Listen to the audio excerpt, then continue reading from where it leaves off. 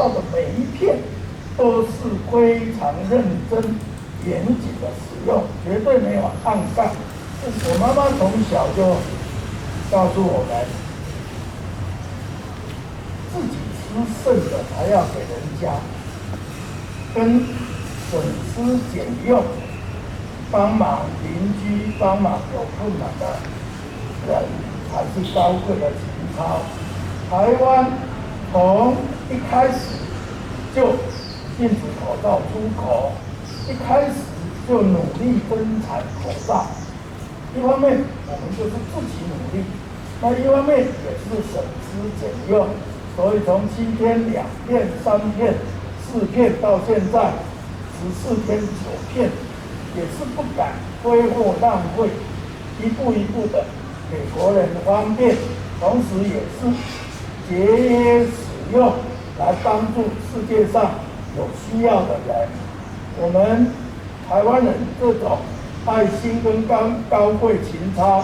获得全世界很大的肯定，这也是多少年来台湾人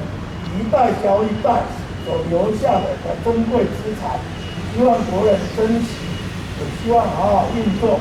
至于口罩，随着产能变化，政府是一步一步的来很努力、很节制的使用口罩，包括给购买的民众方便增加便数，包括给第一线的医疗人员无缺，而且还可以增加备用的容量，包括给公务需要的人也都能够方便拿到口罩，甚至于给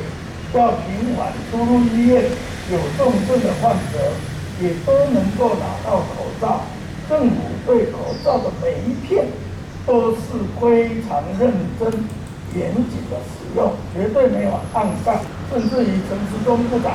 还要教大家怎么样用电锅来消毒口罩。可见台湾人实在是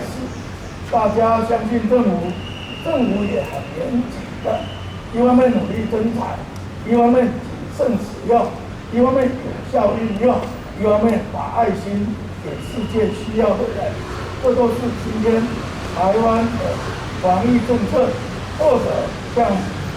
全世界各国领袖的称赞肯定，也看到世界的媒体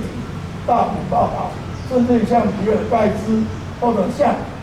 金像奖的女星，都一再肯定台湾这个国家。这是台湾人很难得对世界这么重视、这么肯定的时候，希望国人同胞